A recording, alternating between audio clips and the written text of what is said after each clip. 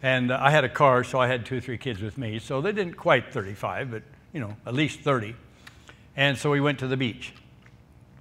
And we told the van driver, take us to a good beach. He took us to a little beach, nice little beach. It was kind of all by itself. And I felt so uncomfortable. I had no idea why. I said, oh, I don't like this beach. Take us to another one. So they took us to another beach. There's a big wide beach, and there was other people there, things. And I couldn't figure out what was wrong with me. I felt, you know, I said to myself, you know how you talk to yourself pretty plain sometimes? What's the matter with you? Because it's a beautiful Sunday morning. The beach is beautiful. The kids are here. You know, we got all the staff, everybody here. And you feel like running away. What in the world's wrong with you? And, but so the kids jumped out of the van and they got in the water. And they don't get very deep because none of them ever put their head underwater because they don't learn to swim unless they're a fisherman. But they were enjoying the water. And I had this terrible, ill-easy feeling with me. I didn't know why. I saw a policeman out there in the sand. Well, in California years ago, I spent a number of years as a policeman, so I'm always a friend of the police. And it pays off. In the city of Coconado where I lived, I'd go talk to policemen, tell them, oh, I used to be a policeman. Well, they said, oh, well, you're one of ours. If you're ever in trouble, let us know. And so anyway, I saw a policeman out there, and I walked out to him, and I said, namaste. That's a very respectable Indian greeting. He looked at me, and he just said 2 words, big wave Shakaputnam, big wave Shakaputnam. Well, now Shakaputnam, it starts out with a B, pronounced, spelled Vishakhapatnam, but they don't pronounce it that. They just call it Shakaputnam. And it's, the coast goes out, it's 3 hours north of us by train, but the coast goes out quite a bit there. So they're quite a little bit further east than we are. So I'm thinking, he's telling me that there's been a tidal wave at Shakaputnam. And I'm thinking, well, Shakaputnam's east of here, but it's going to get here after a while. And I've often wondered if that was a policeman or not. I've never seen a policeman out there since then. But anyway, he was dressed up like a policeman. And so I went back. All the kids were having fun. I said, okay, everybody get out of the water. We're going to go to a park. Well, being as I'm the senior and I'm a white man, you know, and I'm senior to everybody else there, they thought I was old then. I was only, what, 57 or something like that.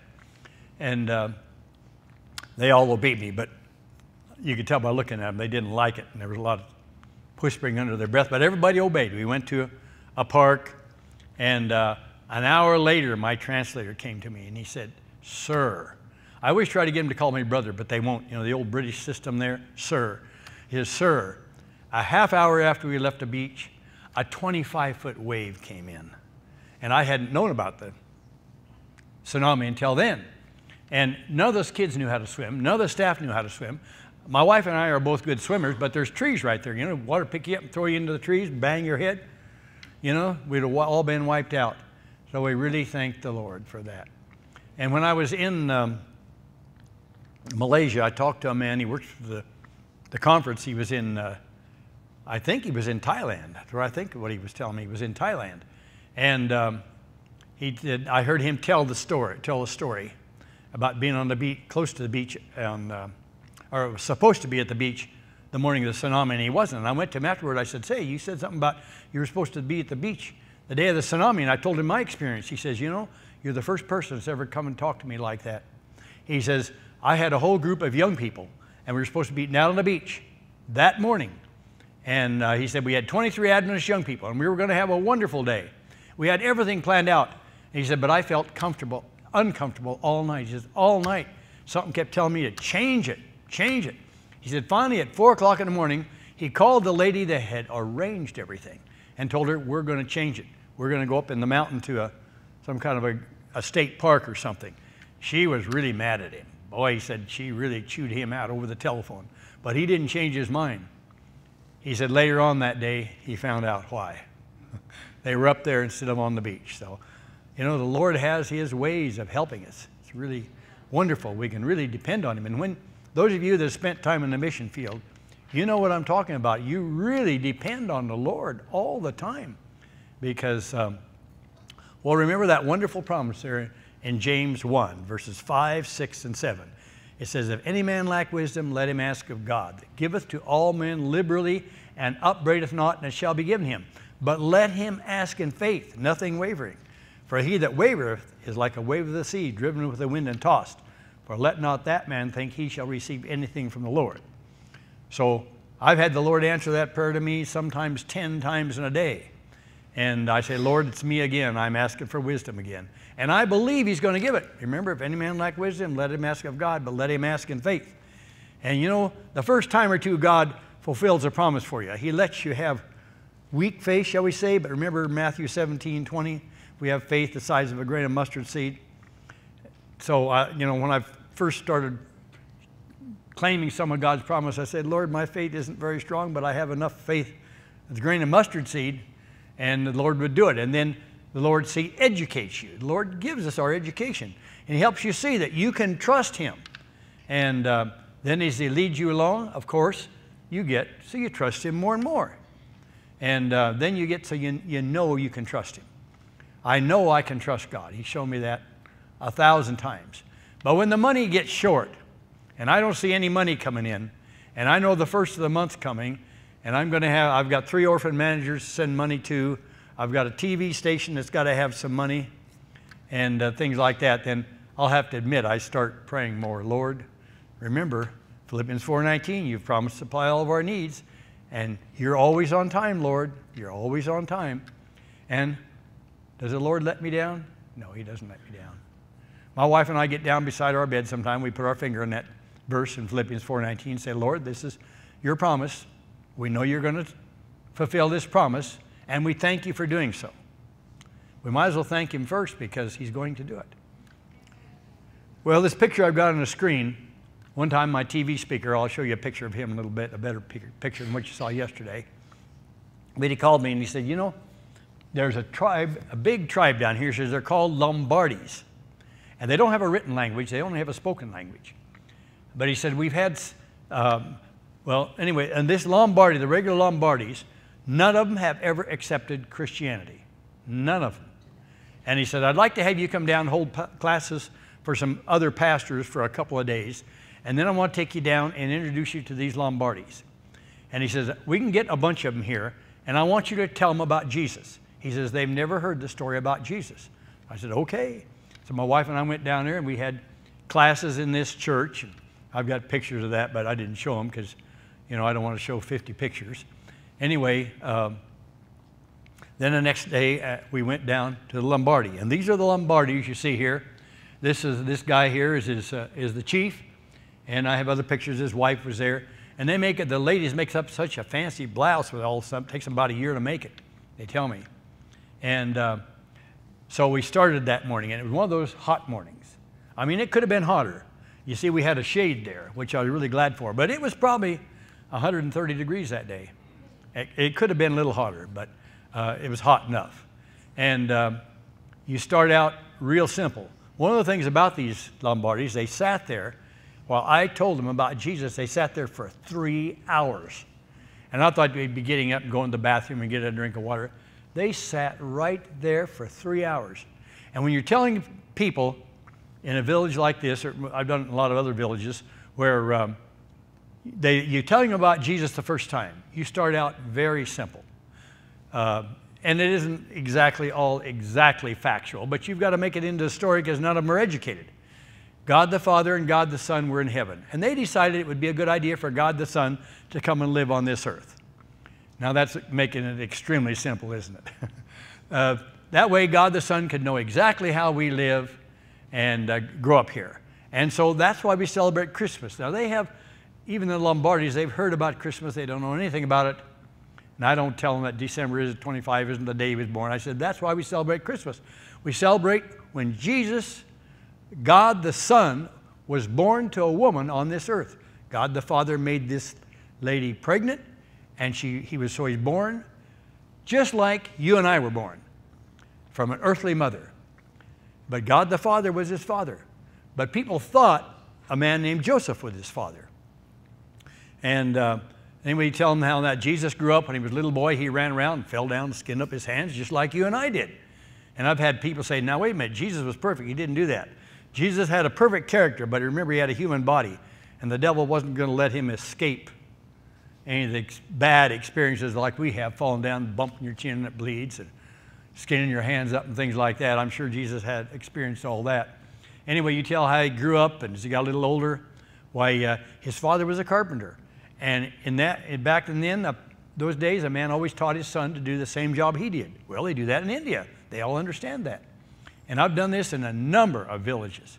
And you tell Jesus came here and lived. After a while, his father died, and he ran the carpenter shop. We know that from the Spirit of Prophecy, of course. And then how, when Jesus got to be 30 years old, the Holy Spirit spoke to him and told him it's time to shut the carpenter shop and go out and tell people that God the Father loves them, and tell them about God the Father, what he's like, what his character is like, how he loves people. And so Jesus closed the carpenter shop, and he went down to the Jordan River where John the Baptist was preaching. And he had John the Baptist baptize him. And some of them Lombardis are Hindus, some of them are nothing. But they understand baptism. They call it a holy bath there. And I tell how he went to a village. He went into that village, he healed everybody that was sick. And then he started telling them about God the Father, how God the Father loved them. And then he went to the next village and just walked to the next village and did the same thing there. He healed everybody that was sick. You get all through. The Holy Spirit just kept giving it to me and giving it to me and giving it to me. And like I say, I was going through a translator. I had to go through a translator to Telugu and then another translator into the Lombardi language. Excuse me. Anyway, when I got all through, I talked about Jesus. I said, now how many of you, I did explain about how he forgives our sins and how he's in heaven and all this. How many of you would like to accept Jesus as your God? Would you raise your hand? 600 people raised their hand. Now to an Adventist, that is thrilling. I said, put your hands down. I told some more about it. I said, if you're going to accept Jesus as your God, that means anytime you do something wrong, you're going to ask Jesus to forgive you. And you're not going to go down to a Hindu priest, because I knew some of them were Hindus. You're not going to go down to a Hindu priest and offer a chicken as a sacrifice. You're not going to worship any of the other gods. You're going to only worship Jesus, because he is the one that created heaven and earth. And I tell them, I said, we don't know how God the Father took Jesus and made him small enough to go into Mary's stomach and be born. But God the Father has the power to do that. So with he and Jesus, they created everything in this whole universe. Everything, all the stars, sun, everything. Anyway, then I said, now if you're really going to pray only to Jesus and confess your sins to him, and you're not going to go to the Hindu temple, and you're not going to worship any of the Hindu gods, I want you to stand. 600 people stood up. And you know, to me, that was really, really thrilling. So Pastor Alicia and I, we got together and we started training some of these young men. So I don't know how many churches we've got down there. The government in India charged me with starting 91 churches, but they don't know. We've got probably at least 25 down there. So, but that's all right. They don't need to know everything. And the Lombardis are kind of funny. They're gypsies. Now, you've heard of the Lombards in Italy, you know. Remember one of the 10 tribes, the Lombards, Heruli, the Vandals, Ostrogoths. Anyway, these people know that their ancestors came from Italy, but they've intermarried with Indians, and so they're not white-skinned. And some of the gypsies live in houses. Some of the Lombards, they don't like close neighbors. Indians like to live close together. The Lombards, you go in their country, and they're far apart. They don't want close neighbors. But then there's some gypsies, they live in a wagon all their life. They have a two-wheeled wagon, big old wheels, higher than my head. They got a metal ring on them, wooden wheels, and everything is in there. And they go together. A whole bunch of them will go together, and they come into a town, like during rice harvest or something, and they'll find a field, and they have little old tents, only about that high, and they'll put those tents up. People don't like to see the gypsies come because they steal. And remember the story we heard about gypsies in this country years ago? I heard a lot of stories about gypsies when I was a boy. People would come in and they'd steal everything and then leave. And a lot of people in India, they don't like to see the gypsies come. But they just travel all the time. They had a lot of them in Russia years ago too. and they did the same thing. A lot of them were spiritualists, and they just moved all over. Anyway, we've got a real good work among the Lombardis, and I'm really thankful for that. Oops, I already changed that, didn't I? Anyway, here's another orphanage we started. There was a man that he taught at Flays, which is an Adventist academy, and it was academy, now it's an academy and college. His name is Pastor Sunaraj. Speaks very good English, perfect English, and he was the principal there. His father-in-law had been the principal for 13 years, and then he became the principal there, and he was there for 13 more years, but he turned it into an academy and a college, and he really did a wonderful job. And the academy, while he was there, just kept going up, up, up, up. And after he left, I still had students. At one time, I had 18 students there. You know, academy tuition is kind of expensive. But I had 18 students there, and I kept praying. The Lord sent me the money. I had some of the Lombardi kids there. In fact, some of the Lombardi kids are still there. And but after Pastor Sinner was left, I saw the school started going down, down, down. I was really sorry for that. But they've changed principals, and it's coming up again. So I'm thankful for that. Anyway, they made him retire. In India, you're supposed to retire at 55, because after all, when you're 55, you're old. And but he was doing such a good job. He's eating healthy all the time. I ate in his house a number of times. And well, whenever I'd go down there to see my students, he'd always invite me to his house to eat dinner, me and my wife. And so at 60, they wanted him to retire. But he said, oh, I'm doing fine. You know, I'm physically fit. Let me go a little bit more. So they let him go to 65, which is really unheard of. And then they forced him to retire. So he came to Kakinada, the city I was living in. And his son in America, I don't know what his profession is, but he made a lot of money. And so they bought land, and he built a school. And they said, we would like to help some orphans. Well, I had orphans in another place. I'd started a third orphanage, and I needed to move them. And I said, well, I've got some kids. We can move right in here. So we moved right in there. And we rented a compound. And now they've moved over so that at the school, they've built a place for our orphans. So we've got about 50 orphans there. And these kids, I'm really happy they're getting an extremely good education. You can see they look really nice all the time. And some of these children, I've sometimes yet changed children from one orphanage to another. And so a couple of these kids, there's David. I've had him since he was 4. There's Priscilla. I had her since she was 3 years old. And you see these kids, David's, my young man that's managing the pastors in Kakinada, Ramesh, David's living with him and going to school. So Ramesh is really good. He really knows how to save money on education, but David's going to a public school because he's quite a ways from the where this place is. But Ramesh goes and talks to the teachers ahead of time, and he says, now this boy is not going to be coming to school on Saturdays. So you've got to have his tests on other days. And he knows how to make arrangements with these schools, and they go along with us, the public schools. So it's really a blessing, and he has worship every day, of course. Now, when these kids eat, this is actually the orphanage for Thomas. I showed you yesterday, Thomas, first orphanage I ever started was, but these kids are eating, and this is how they want to eat. And my wife and I have been there and eaten at the orphanage a number of times. They'll have a table, and I try to get the kids to come and sit at the table. They won't come and sit at the table. They feel, for one reason, they want to eat like this. This is how they want to eat. They've eaten like this all their life. But for another thing, they think I'm too high for them to sit at the same table with me. And I said, no, I'm not high. I'm the same as you. We're the same. God loves you just as much as he does me. You know, but I've had people say, but yeah, but you got white skin. Well, what difference does that make? Jesus didn't have white skin. Well, Jesus was a Jew. Jews are kind of brown, light brown colored.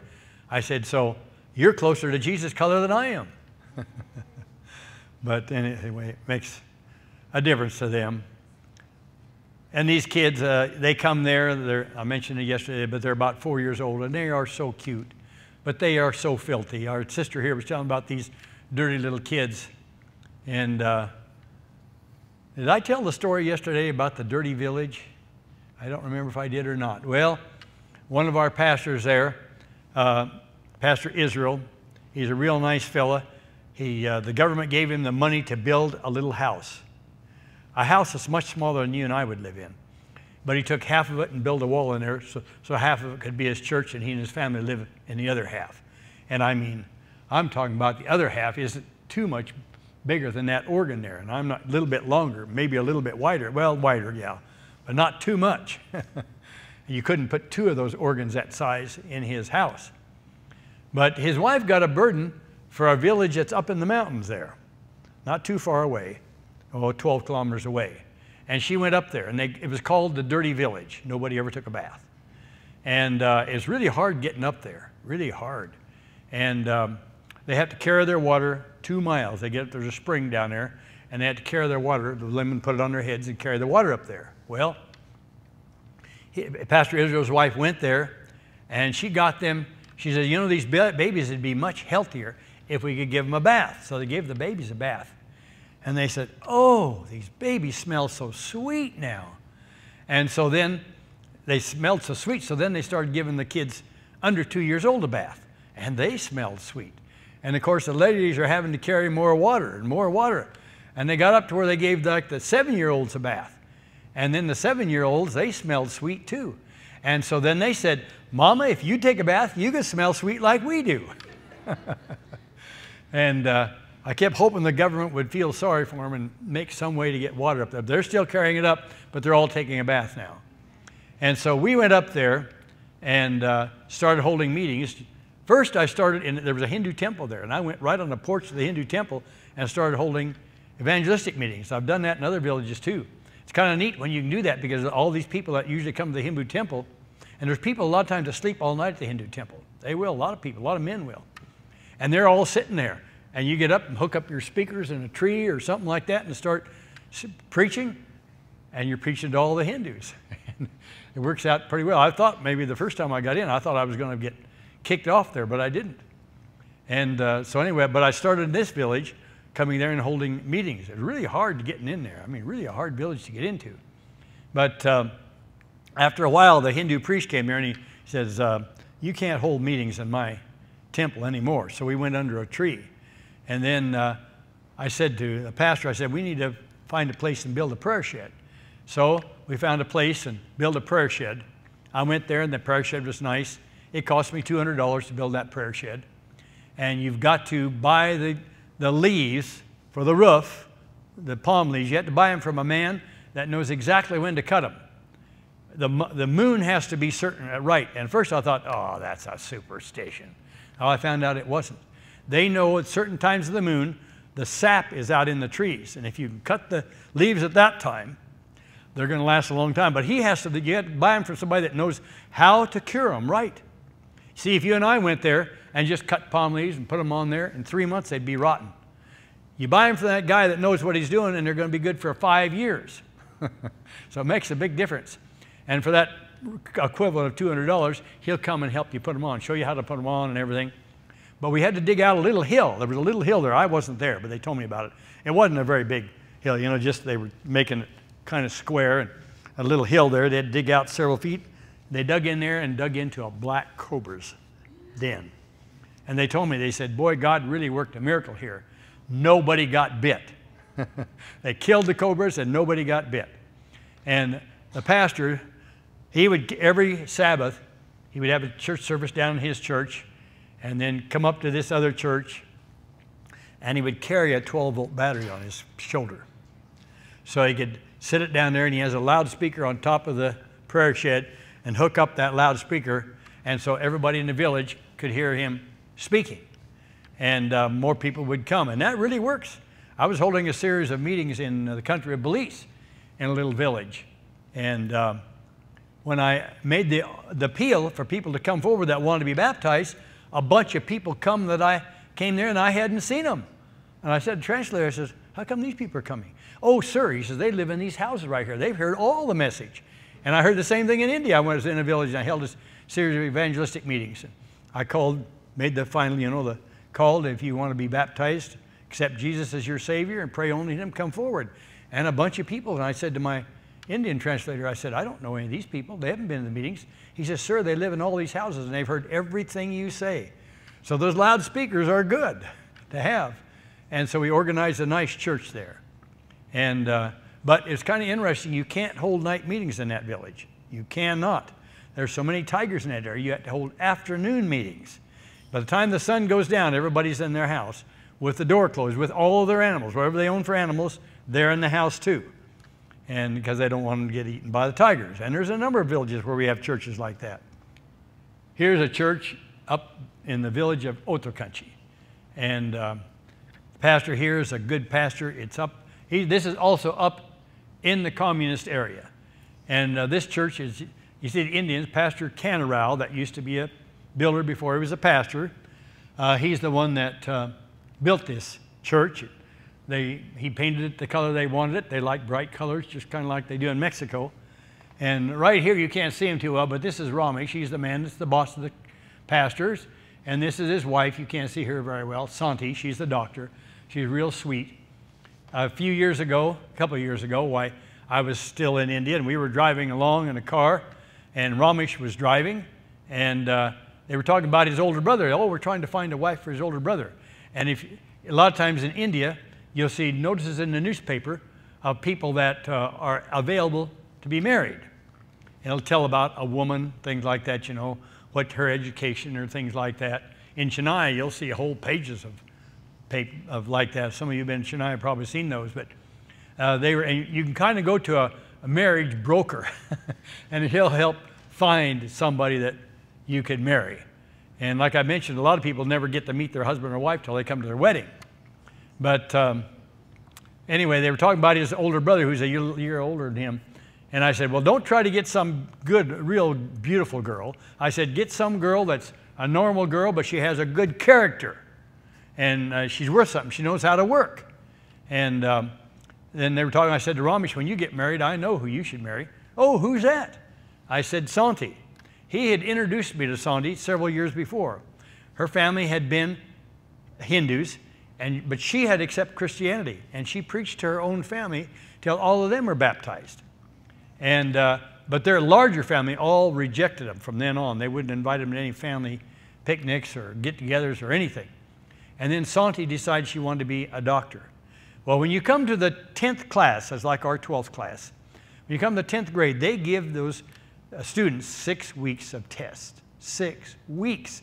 They're tested over everything you can think of. And if you want to be a doctor, you have to be in the top 5% of the nation. I know a good Adventist boy, he wanted to be a doctor. He was in the top 7%. They said, you can't be a doctor, but you could be a lab technician. And so he became a lab technician. He's living somewhere in the United States now. But this girl, Santi, she was in the top 5%. And so she won a scholarship from the government, but she had to have about $1,000 a year to pay for the other things the government wouldn't pay for. So Ramesh asked me if I would sponsor her, and boy, I couldn't afford it at first, but I managed to do it. Now I'm really thankful, like everything I did. So she was getting close to graduating, and so her other relatives were coming and saying to her parents, you know, you've got a daughter that's about the right age. I've got a son that's about the right age. They want to marry somebody in the family, and this girl's getting well educated, so now we're going to accept you back into our greater family again because your daughter's well educated, and our son might want to marry her. That way she can make a good living and he doesn't have to work. And so anyway, but I said to Ramesh, I know who you should marry, Santi. And he said, well, why do you say that? I said, well, you're quite aggressive and she's very passive. And I said, you know, I've been married for well over 50 years, and I know that if two aggressive people get married, you're going to have arguments. If one's aggressive and one's passive, you're going to get along. You have a very peaceful home. He said, oh, well, I never thought about that. I said, well, a few years of marriage experience, you learn that. And so anyway, then when about time she was ready to graduate, I was back in the United States. This is after I'd been kicked out of India. And Santi wrote me. She said, sir, she said, I'm getting about ready to graduate, and I'm getting concerned about my marriage. And she told me about the relatives coming back to her family. And she says, I've already promised God that if I can't marry a Christian, I'm not going to get married. And that's a real insult in India for a woman to not get married. I mean, it's a terrible thing. And well, most Oriental countries, it's that way. And well, I guess it's kind of almost that way in America now, isn't it? When I was a boy, there was a lot of, we called them old maids, but maiden ladies. You know, remember some of you guys are older in the 40s and early 50s, there were a lot of maiden ladies. They were teachers and a lot, but you don't see that much anymore. Anyway, she says, would you please find me a husband? Now, here I am in America, and she wants me to find her a husband. So I just sent the email on to Ramesh. I said, Ramesh, here's an email from Santi. You need to get a hold of her and make the proper arrangements. And he emailed me back, oh, okay, sir, I'll obey you. And it's kind of funny, this marriage thing like that. But anyway, they did get married. They've been married a year. It was December 28th. It was a 1 year. And now they have a little baby girl that's about several months old. And Ramesh is very intelligent. When she came, the school she started going in, there was 15,000 kids in that school, and she was in the top 3% of that school. So she's really an intelligent girl. And Ramesh, when he went through college, he's got a master's in biology. He aced everything. So that girl, I saw a picture of her at 3 months. You can look in her eyes and tell she's very intelligent just by looking in her eyes. So every day since before she was born, I'm praying that the Lord will help the Holy Spirit write his initials on every cell of her body. So she'll be always dedicated to God. But this marriage thing is kind of funny. One night I was holding a series of meetings in a little village, and the man that was the pastor came to me. And he says, sir, he says, you know, my wife died. And I found a woman that'll marry me. And he said, you know, I have to cook my own food. I don't have anybody to wash my clothes. And I don't have anybody to clean my house. They never say anything about love. I'm attracted to this lady. She's a sweet lady or anything. But, you know, I don't have anybody to cook my food. I don't have anybody to wash my clothes. I don't have anybody to clean my house. And this lady's willing to do it. Could I get married? And I said, well, what happened to her husband? Well, he died. What happened to your wife? She died. I said, well, you have perfect biblical grounds to be remarried. Of course, I'm going through a translator. And the translator said to me, sir, but he can't marry her unless you tell him because he's working for you. I said, okay, I give my permission. He can marry her. So then we had a little wedding there at one of the evangelistic meetings one night. He said, we have to have a wedding so everybody in the village can see it. So they'll know they're really married. If they just lived together, the village would accept that. That'd be fine. But being a pastor, he wanted to be legally, rightfully married in the eyes of heaven and everything. So he was. You run into all kinds of interesting things when you're working in the mission field, things that you never thought you're going to have to do. I had another situation with a pastor. Better hurry up here. But I found out this one pastor was living with a woman he wasn't married to. His wife had died. Her husband had died. And I said to a translator, I said, we can't have that. Well, they need to be married. And he said, yeah, but they're in a Hindu village, and if they get married, they're going to run them out of the village. It's okay to just live with them, because they've both been married previously. It's okay to live with them, but not get married. And I said, well, I'm not comfortable with that. He's a pastor, and he's a good pastor. And, but of course, he's grown up with some kind of the Hindu mindset, because that's what you grow up with before you become a Christian. And I said, look, bring them to my house. And my translator was an ordained pastor. I said, look, we'll just conduct a little wedding right here for them. We'll know it in our house. They'll know it. And the village people don't need to know anything. We'll know they're married. God will recognize that marriage. So he said, okay. Well, anyway, the Lord arranged things. So it's just interesting in these foreign countries. You run into so many things you don't even think about running into. Well, I'm going to show you a picture of a man. This man is named Raj, and he is a farmer. And the very first meeting I ever had in this communist territory, I told you last night about going into a village controlled by communists. Well, Raj was there. He's now the head elder of his church. He was there. He was in the first baptism class, and he was one of the first ones baptized. And he is a farmer. Boy, you shake hands with his fingers are big around, and you talk about rough. He never saw a pair of gloves in his life. His hands are rough. And he lives a 15-minute bicycle ride out of the village. And he's really a good fellow. I really, really appreciate him. And I can't hardly say a word to him because he speaks only Telugu, and my Telugu is pretty small. But I can greet him, a few things like that. But anyway, he was out. He's got his hand, or his right hand there. He was out on his farm, and he was working. He bent over to do something. A cobra jumped out of some dry leaves and bit him on the right hand. Well, in the village of Pettypalm, the government built a nice, beautiful clinic. The only trouble is they've never opened it up. It's got a fence around it, beautiful buildings and everything. They've never opened it up.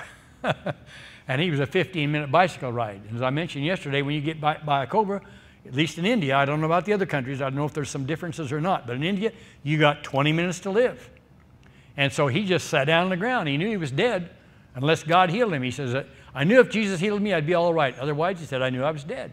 So he sat down there and started praying, telling Jesus, you know, I enjoy living. I enjoy being the elder of the church. And if you want to heal me, I would really appreciate it. But if you don't want to heal me, that's your business. He says 2 hours later, I was still praying. I thanked Jesus for healing me, got up and went back to work. So that's really interesting. We've had Pastor Canarau, who is our oldest pastor. I've mentioned that I showed you a picture of a green church yesterday. He's got several churches. I'll show some pictures. I think tomorrow I got another picture. Well, this church I just showed, he isn't the pastor. He's got a church fairly close by. Up in this one area, there's a lot of population in this one area the communists are controlling.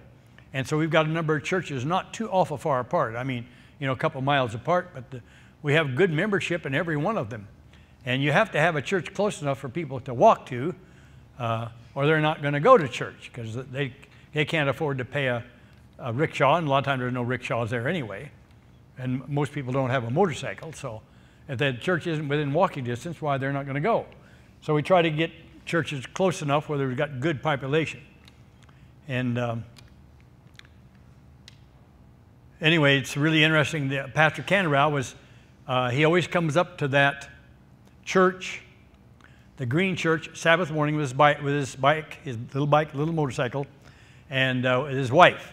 And he leaves his wife and his motorcycle there, and he tries to get 2 men to walk with him up to Ulagogla, which is up 4.5 miles up into the jungle from there. And I may tell some more about this tomorrow. There'll be more people here than there are today, but I may mention this again. But you got to be careful when you walk up there. I've walked up there a number of times. You go under these trees. They look a little bit like cottonwood trees. But when we walk in there the first time, he says, now you be careful. You got to watch these leaves here because there's these little snakes that'll drop down on you, and they're poisonous snakes. And I don't know how bad poison they are, but he said, they'll drop down on you and bite you. So he said, be careful when you go under these trees. And then you go up the trail there a ways, and there's a place where tigers come out sometimes. But it's really a blessing because right there where the tigers come out, it isn't a blessing for the tigers coming out, but it is a blessing. And right there where the tigers come out, there's a little river there, and it always runs over the bank, and there's always rocks to throw. And I never go up there. I'm kind of a chicken. But I never go up there unless I have 2 men with me. Because if a tiger shows up, you know, you can feel, oh, well, I'm not going to be afraid of a tiger. Jesus is going to protect me. But you have one show up 75 feet away, and I'll guarantee you, you'll feel some fear. I promise you, you will. And so if we're going to throw rocks, I want to have 2 men to help me. And the rocks are the right size to throw. And what we've noticed is if you can hit a tiger in the face with 3 rocks, they'll turn around and run back in the jungle. And these tigers are not the great big Bengali tigers. They're a small tiger like this, about this high, but they've got a long body and a long tail. I know they could catch a man real easy. Well, I know they can because pastors worked for me in another district. They couldn't go in there at night, even with a motorcycle, because the trails are so bad that they can't go fast enough. The tigers can catch a pastor on a motorcycle at night. So that's one reason we hold meetings in the afternoon in those places, even if the pastor has a motorcycle. Well, anyway, Pastor Canarau, he prayed that morning. He walked up there. He got past the little snakes. He got past the area where the tigers come out, and he thought he had it made. He was going on up there, going through some tall grass. By the way, he is a short man. He's only about as tall as my shoulder. He was going through the tall grass. And he felt this terrible pain in his left foot. He looks down, and there he sees a white cobra calling away. And then he doesn't know what to do. He's still quite a little ways from the church. He's like 3 miles above one church, 1.5 miles to the next one, and he knows he's got 20 minutes to live. So what are you going to do? Well, he sits down on a rock and starts praying. And maybe I did tell this story yesterday. No? I've told it to so many people, I forget. Anyway, he was sitting there praying, and in just a couple of minutes, it looked like 2 Hindu businessmen came up and talked to him. And they looked like Hindu businessmen, but I've always thought they were probably angels. maybe I mentioned one time I had an angel in the car in Mexico showing me how to get to a bridge. I didn't know where it was. And when he finally showed me the bridge, we thanked him very much. He got out of the car. I said to my wife, I'm going to get out and thank that man again. And I got out and there was nobody anywhere. And no place to hide, no place to go. There just wasn't anybody there. And I'm going to ask him someday in heaven. He acted like he couldn't speak one word of English. He only speaks Spanish to me, and my Spanish was very small in those days. That was 1989. And in fact, it was May the 13th, 1989. May the 12th, 1989. Anyway, so anyway, these Hindu businessmen came up and said, what are you doing out here? And he points to his foot. And they said, you've been bit by a cobra. Yeah, I know it. What are you going to do? Well, I don't know what to do. Well, why don't we help you up in this next village? It'd be better to die up there than out here by yourself. Well, okay. And they tell me that a cobra bite is one of the most painful bites there is. I don't know, and I hope I never do find out. But they helped him up into the village, and he was alive when they got there. And we had at that time just a prayer shed, just a thatched roof with 6 poles holding it up. And he went down there, he showed the members, they all prayed for him, and he got up and they had a service. And when he got through, he said, well, he was still feeling okay. Well, a couple of you men walked back down to Metachinta with me? Well, yeah, 2 men said, yeah, we'll walk down there. So they walked 4.5 miles back down to Metachinta. And we had that nice church I showed you, a nice green church. And he showed the members down there. They prayed for him. They got up and had another church service. And he was still okay, so he knew Jesus had healed him. He put his wife in his motorcycle, and they go down. Then they eat lunch at their house, and he has 2 churches in the afternoon. But a few weeks later, his wife got bit by a cobra. And she was close enough to a little hospital. And they got her down there. And the young lady that lives with us, Vijaya, she got on a bus and went out there to make sure that they were going to treat her right. And with the medicines and everything else, she almost died. And then we had another pastor bitten. But I'll tell that story later. I need to get going here. We've had about 6 of our members bitten, and they're all living. And 2 of them had a little bit of medical help. Well, that lady had medical help. Another man had a little help, still living. Now, this is Pastor Elisha. You can really see what it looks like, and it's called the Good News Channel. And we started this program in Telugu. It must be 5 years ago now. And we had instant success. I think I mentioned this yesterday. As soon as these programs started coming out, we had instant success. And people started calling in. You see, Pastor Shadrach Samuel, some of you that have been in Chennai, somebody here told me they'd met Shadrach Samuel, yeah. And he's a wonderful person. You can trust him with anything. A lot of Indians are very dishonest. Pastor Shadrach, you can trust him with anything. He's proven himself over and over, 100% honest, a true Christian, and morally sound and everything. And he was having a program on TV in Chennai. There's a lot of English-speaking people in Chennai. And so he called me one day and he said, you know, I'm having this program in English in Chennai. But he said, within the sound of my voice, there's thousands of people that speak Telugu. Would you allow Lisha Rao to come and translate it into Telugu for me? Now, Shadrach, I think I mentioned yesterday, he's supposed to be the best translator there is, at least in the Adventist Church, from English to the Tamil language. Elisha Rao is supposed to be the best there is from English to the Telugu language. Both of these men have translated like the Great Controversy in the Dire of Ages and the 27 Fundamentals. So they really have a good grasp of the language. And so he said, would you allow Elisha Rao to come and translate? And I said, yes. I said, do you have his phone number? He said, no. I gave him his phone number. I said, call him up. Tell him I said it's okay. I mean, I'm paying his salary. So I said, tell him I said it's okay. Go ahead. So you see Brother Shadrach speaking, and then you hear Elisha Rao's voice translating into Telugu. You wouldn't see him. Well, but then 3 months later, they came to Elisha Rao, and they said, the TV station owners, they said, you know, your Adventist program is really getting a lot of attention. We're getting a lot of positive phone calls on this, and we'd like to have you start another program, but only in Telugu. And Elisha Rao said, well, I don't think we could afford to do it. And they said, well, we'd give it to you for half price. And they said, you call your sponsor and see if you can do it. So he called me, and he said, can we do this?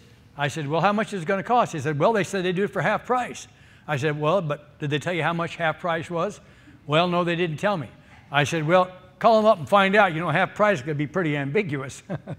So he called up, and they were giving this to us for $600 a month. 4 to 5 programs a month for $600.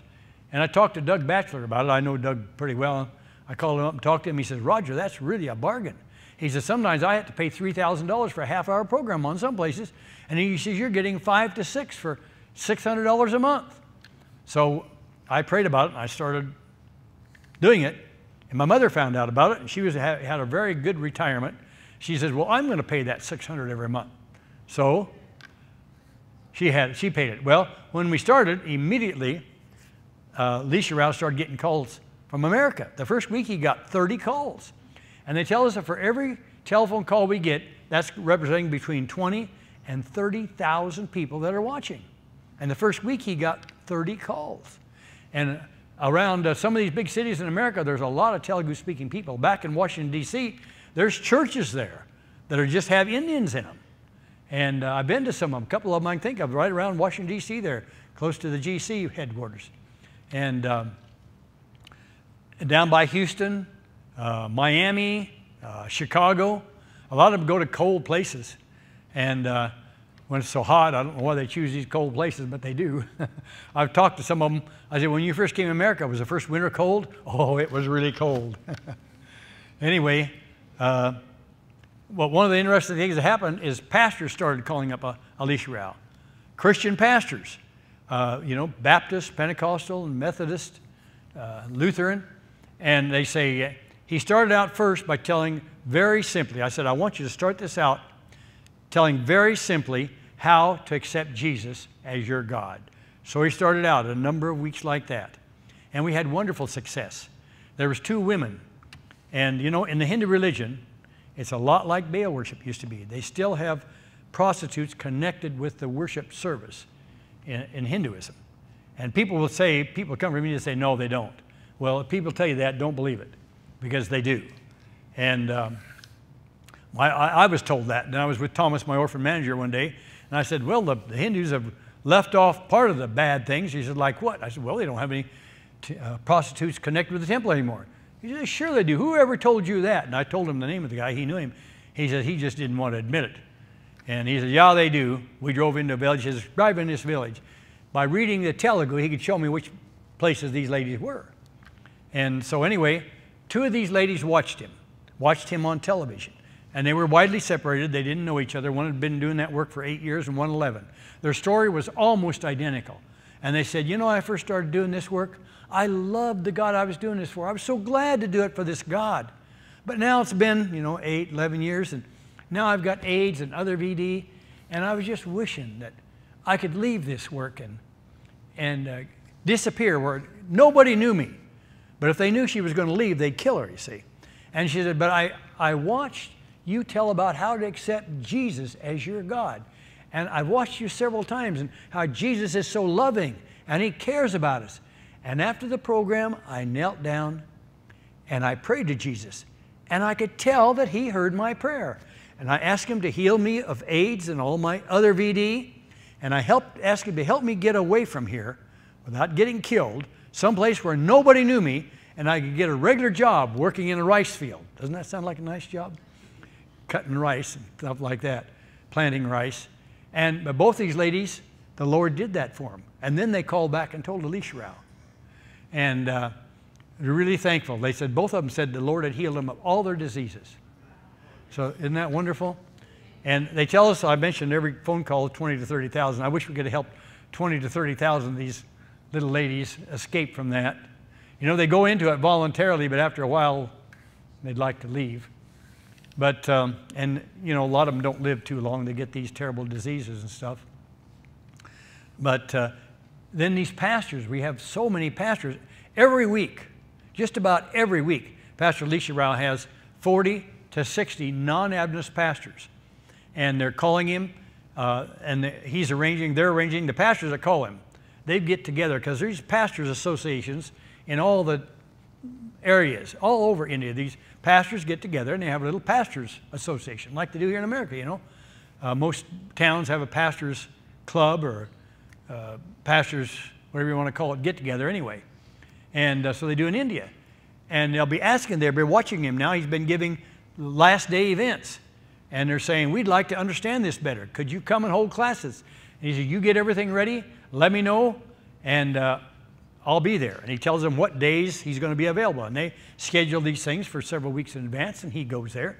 And I've seen times when he taught 2 classes in a week. He'd spend 2 days with one all day, and then get on a train and ride all night. And you don't get rested when you're riding all night in a train. I've spent a lot of nights in a train. You get up the next morning, you're not sleepy, but you're dead tired. You just don't get any rest on that train, shaking you all night. And then he'll be teaching 2 more days and get on a train and get back to where he lived in Kerala, because he was a pastor of 3 churches to boot. And plus he's managing an orphanage. And all his daughter and manages most of the orphanage for him. But anyway, we've had so many of these pastors. Usually when he gives this, a lot of the churches, I think I explained yesterday, a lot of churches are actually owned by the pastor himself. Or there'll be a man in the congregation that had enough money, a businessman, to build the church. So the church belongs to him. We've had 2 Lutheran churches. The man that had the money to build the churches listened to Elisha Rao, and he was converted, and he told the church, we're going to become an Adventist church. And he had Elisha Rao come and give all the pastors classes. I mean, yeah, all the pastors and elders classes. And sometimes Elisha Rao goes back there again and gives them more classes if they haven't quite understood it. And so about 25% of these churches are owned by pastors themselves or a businessman in there, and about 25% of them just change over just like that and become Adventist churches. They keep their old name. You won't know they're Adventist churches. If they're called a Lutheran church, they're a Lutheran church that believes in keeping the 7-day Sabbath. They believe in the state of the dead. They believe in spirit of prophecy and all this stuff, but they still keep their old name. It's kind of interesting. And Elisha Rao just called me yesterday. Before I had my presentation yesterday, he called me here.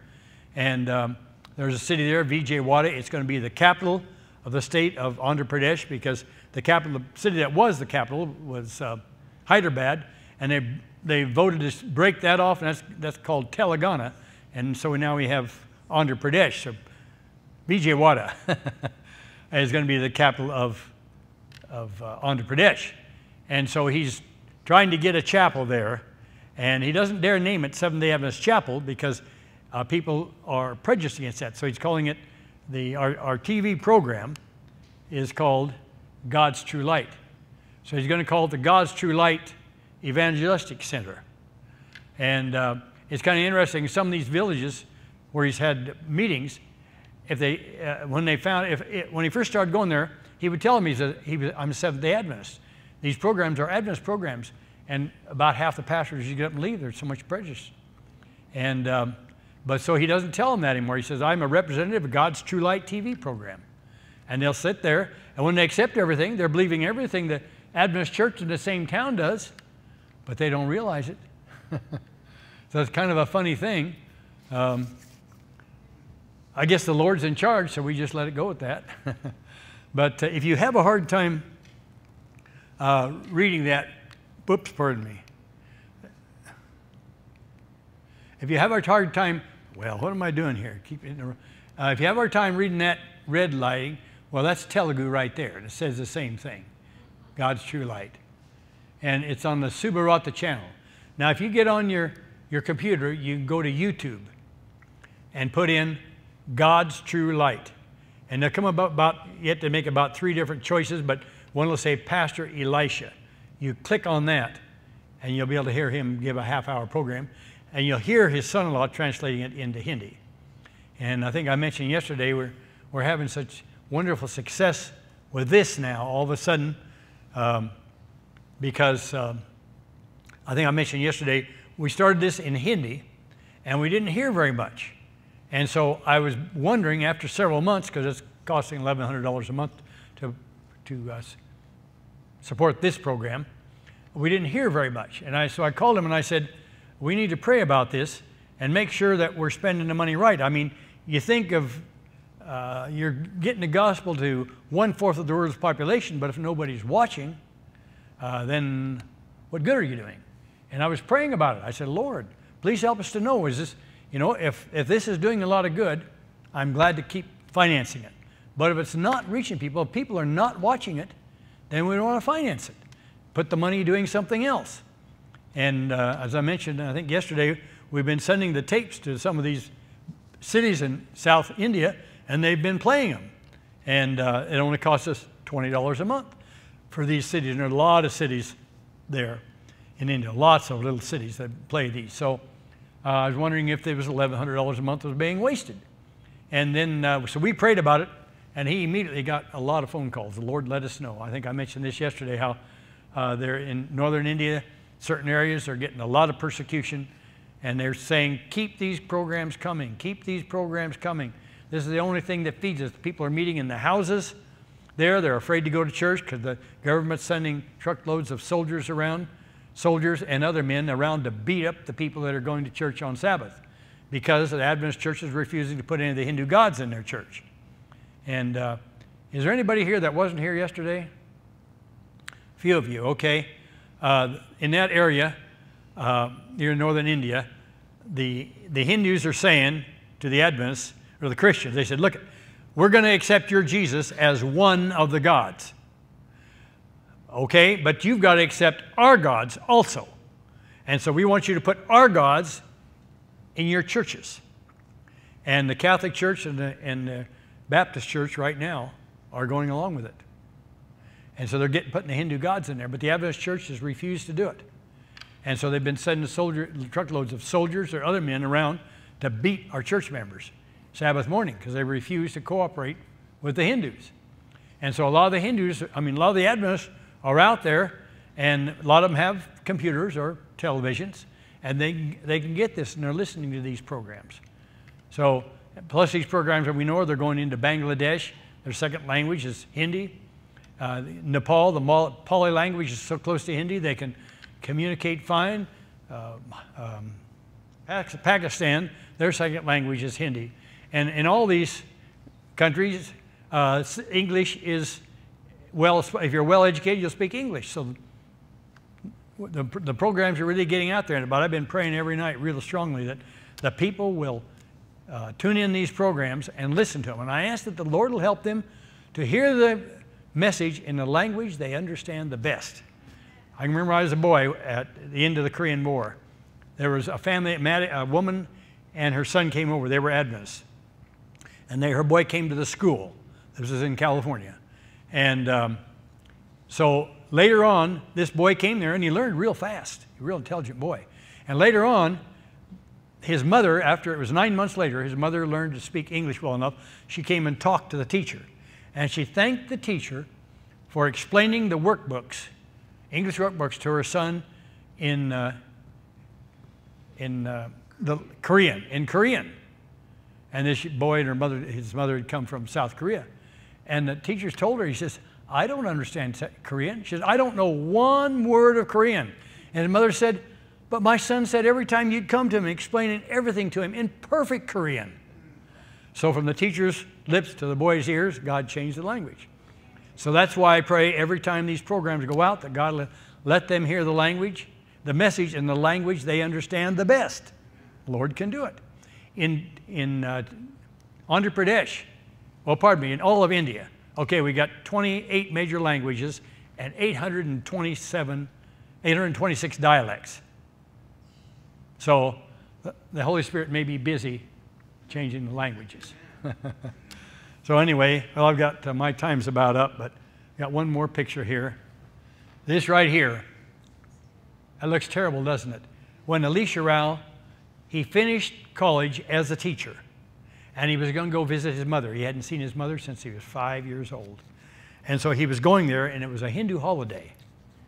And the trains were really crowded. And so what the Hindus do, they'll get on a train that's too crowded. They just a bunch of them get together, and they just shove everybody out the door. Train is going along 50 miles an hour or so. And this is one of the pictures like that. And he said everybody that got kicked out of the train, he was one of them. Everybody that got kicked out of the train got killed except him. And he said he was laying there and he couldn't breathe.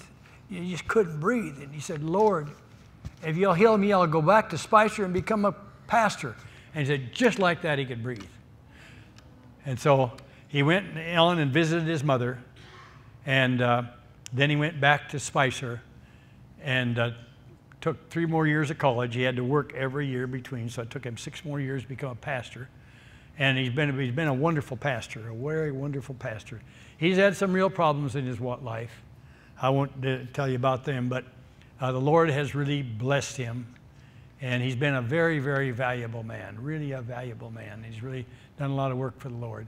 And for these people that are working for me, especially the ones in leadership position like Ramesh and Pastor Elisha Rao. Ramesh, he's taking care of all the pastors that are working for me.